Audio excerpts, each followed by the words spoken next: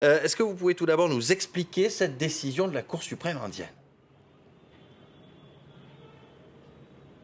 Tout à fait. Alors, vous l'avez dit, Damien, c'est une décision historique prise à l'unanimité par tous les juges de la Cour suprême qui, à la lecture de leur verdict, ont commencé par ces mots, notamment: les homosexuels ont le droit de vivre dans la dignité, ils ont le droit de vivre sans être stigmatisés.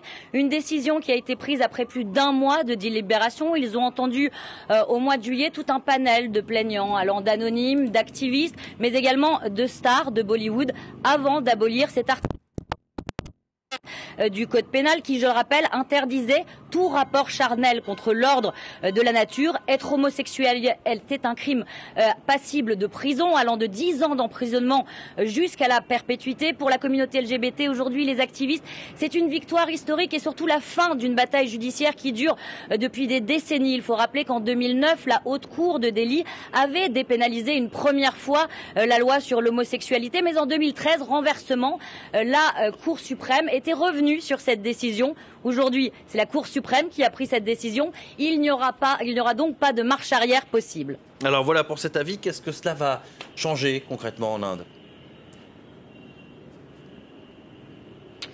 Ce qu'il faut rappeler, c'est que les poursuites judiciaires se faisaient tout de même extrêmement rares depuis plusieurs années. Selon les derniers chiffres du gouvernement, en 2016, 7 personnes ont été condamnées pour offense contre nature. Mais c'est une première étape et surtout, c'est l'occasion de briser un tabou. Car ce qu'il est important de spécifier, c'est que jusqu'à aujourd'hui, de nombreuses personnes atteintes de maladies sexuellement transmissibles et appartenant à la communauté LGBT avaient peur de se faire soigner dans les hôpitaux, dans les cliniques, par peur d'être dénoncés par leurs médecins jusqu'à aujourd'hui. Mais l'autre bataille pour les activistes et la communauté LGBT, c'est de changer les mentalités. Car si la scène homosexuelle était discrète mais vibrante en quelque sorte à Delhi ou à Bombay, dans les zones rurales, là où 70% des 1,3 milliard d'Indiens vivent, ce n'est pas le cas. La discrimination est très importante.